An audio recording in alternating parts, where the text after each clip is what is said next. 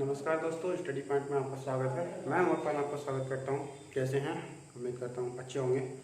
चलिए, आज का हमने एक नया टॉपिक लिया है, इतिहास। आज हम इतिहास के उन पॉइंटों को हम यहाँ नोट करेंगे जिनको हमें पढ़ना है।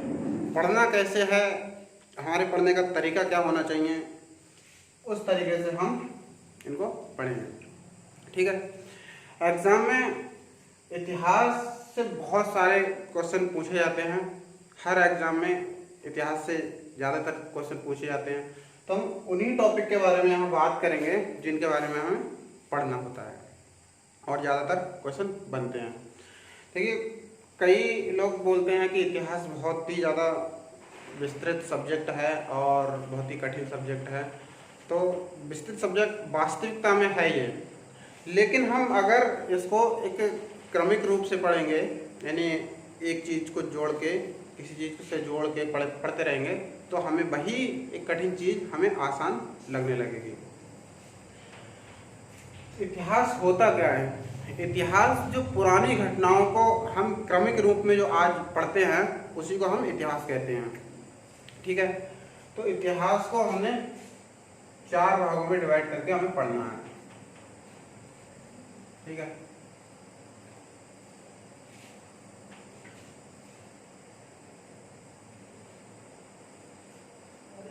चार भागों में सबसे पहले प्राचीन भारत। ठीक है। दूसरा है मध्यकालीन भारत। तीसरा है आधुनिक भारत। आधुनिक भारत। चौथा है स्वतंत्रता के बाद का भारत, के बाद के भारत का इतिहास। हम भारतीय इतिहास को इन 4 कॉलम के रूप में हम पढ़ेंगे। अगर आपने अभी तक हमारे चैनल को सब्सक्राइब नहीं किया हो तो सब्सक्राइब कर दें और बेल आइकन का बटन दबा दें। चलते हैं हम प्राचीन भारत के इतिहास की तरफ कि हमें क्या क्या हमें पढ़ना है। ठीक है। सबसे पहले आता है पाषाण काल या पाषाण युग, कि किस प्रकार से मनुष्य ने पत्थरों का से औजार बनाए, पत्थरों से आग का आविष्कार किया, वही पहिए बनाए, अपना स्थायी निवास। तो इस जो हमारे मनुष्य का जो उद्भव होता है, तो यहाँ से पत्थरों के विकास के बारे में हम यहाँ से पढ़ते हैं। ठीक है। उसके बाद में सिंधु घाटी सभ्यता। सिंधु घाटी सभ्यता, यहाँ से बहुत सारे क्वेश्चन बनते हैं। सबसे ज्यादा क्वेश्चन यहीं से बनते हैं, सिंधु घाटी सभ्यता से। ठीक है। सबसे ज्यादा क्वेश्चन यहाँ से। आधुनिक भारत, फिर प्राचीन भारत, मध्यकालीन भारत, और कुछ ही ऐसे एग्जाम होते हैं जहाँ से स्वतंत्रता के बाद के क्वेश्चन पूछे जाते हैं, वरना नहीं पूछे जाते। तो सिंधु घाटी सभ्यता से क्वेश्चन आते हैं कि किस प्रकार से सिंधु घाटी सभ्यता का उद्भव हुआ, कहाँ हुआ, और यहाँ पर पुरातात्विक साक्ष्य तो थे, लेकिन यहाँ पर कुछ पढ़ा नहीं गया, कब पढ़ा गया, क्या क्या चीज़ मिले। तो हम यहाँ पे सिंधु घाटी सभ्यता के बारे में हम पढ़ेंगे। ठीक है। सिंधु घाटी सभ्यता के बाद में जो काल आता है हमारा वैदिक काल। वैदिक काल, वैदिक काल। ठीक है। इसको हम 2 भागों में डिवाइड करके पढ़ेंगे, एक उत्तर वैदिक काल और दूसरा ऋग वैदिक काल। उत्तर वैदिक काल में क्या होता है और ऋग वैदिक काल में क्या होता है, तो हम इसके बारे में हम पढ़ेंगे। ठीक है। उसके बाद आता है हमारा महाजनपद काल। महाजनपद काल, ये 6ठी ईसा पूर्व इसकी अंग्युत्तर निकाय से जानकारी मिलती है। तो इसके बारे में हम बात करेंगे कि हमारे जो 16 महाजनपद हैं, उनकी राजधानी क्या है, उनका नाम क्या है, उसके बारे में पढ़ेंगे। इसके बारे में उसके बाद में आता है मगध। मगध का उद्भव कैसे हुआ, मगध साम्राज्य का, उस पर किस किस राजाओं ने शासन किया, बिंदुसार, ये सब हम इसमें पढ़ेंगे। इसके बाद में आता है हमारा, जहाँ से सबसे ज़्यादा क्वेश्चन और पूछे जाते हैं, बौद्ध धर्म। बौद्ध धर्म और जैन धर्म। जैन धर्म यहाँ से विशेष रूप से क्वेश्चन आते हैं, तो हम इसके बारे में पढ़ेंगे। ठीक है, इसके बाद में आता है हमारा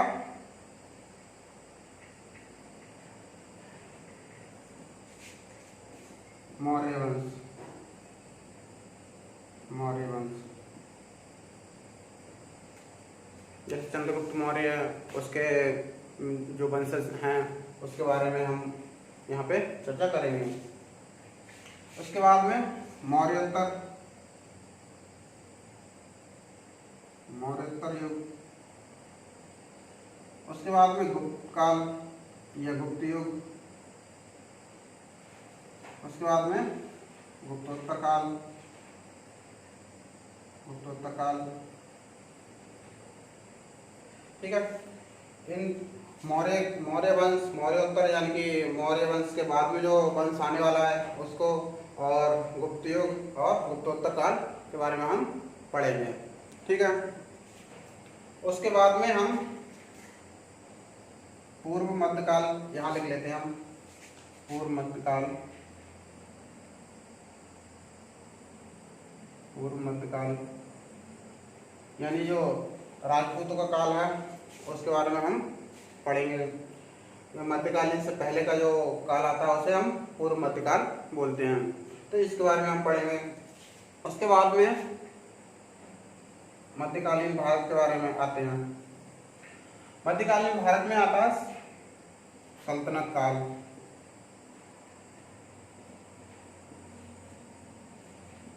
सल्तनत काल ये किस प्रकार से सल्तनत काल में जो गुलाम वंश है, खिलजी वंश है, तुगलक वंश है, इन सभी वंशों के बारे में हम पढ़ेंगे।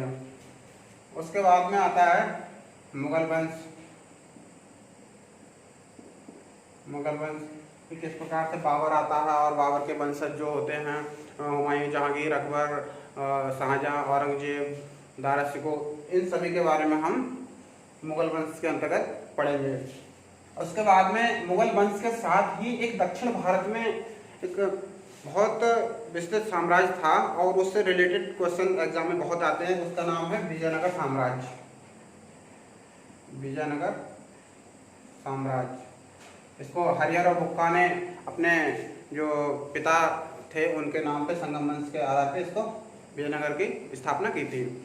उसी यहीं पर एक बहमनी राज्य है, बहमनी राज्य, यहाँ से भी क्वेश्चन पूछे जाते हैं, इसके बारे में भी हम बात करेंगे। ठीक है, और इसके बाद में ये विजयनगर साम्राज्य, बहमनी राज्य, इसके बाद में हम मराठा के से संबंधित भी कई बार क्वेश्चन आते हैं। शिवाजी और शिवाजी से जो वंशज थे उनके बारे में क्वेश्चन आते हैं, तो हम मराठाओं के बारे में भी हम यहाँ पे चर्चा करेंगे। और इसके बाद में मराठा के बाद में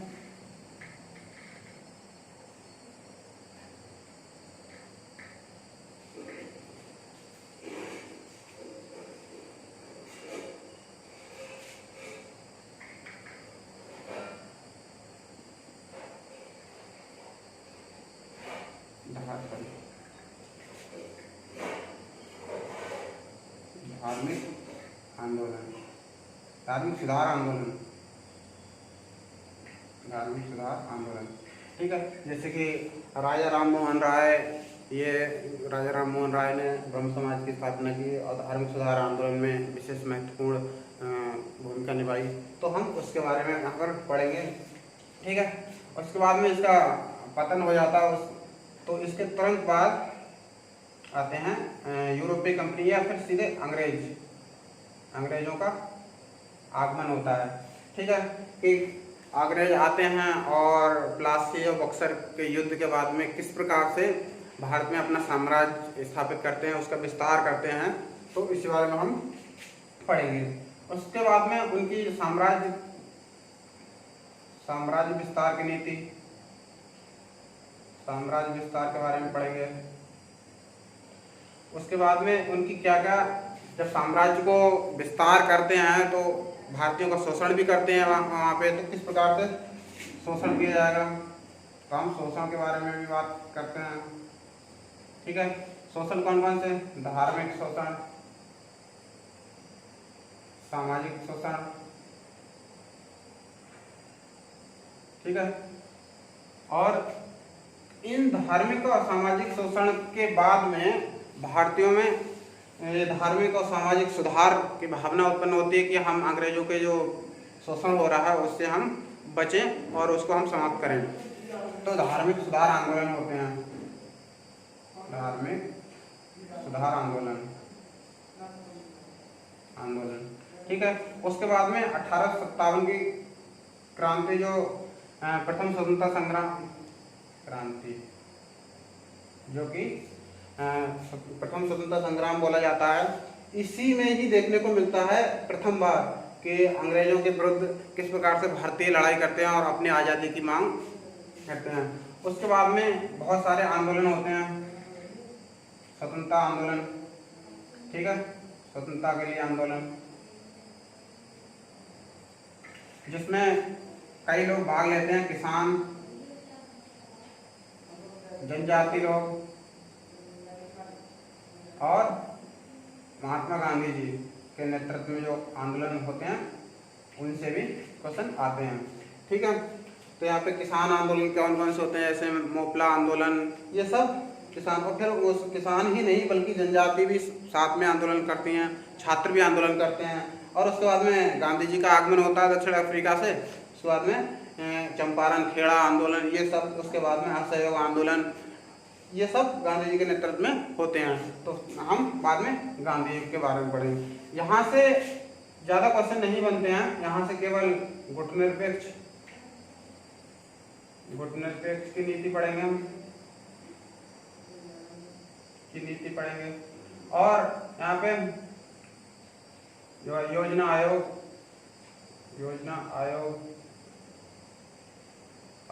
के बारे में पढ़ेंगे, ठीक है, कि किस प्रकार से स्वतंत्रता के बाद में भारत एक ऐसी स्टेज पे खड़ा था जहाँ पर उसको उभरना था और अपना विकास करना था, चाहे वो आर्थिक विकास, सामाजिक विकास, क्योंकि अंग्रेज तो सारे संसाधन यहाँ से ले जा चुके थे। तो भारत उस स्थिति में अपने आप को डेवलप करना चाहता था, तो वहाँ पर हम सामाजिक आर्थिक नीति भी हम यहाँ पे पढ़ेंगे, आर्थिक नीति,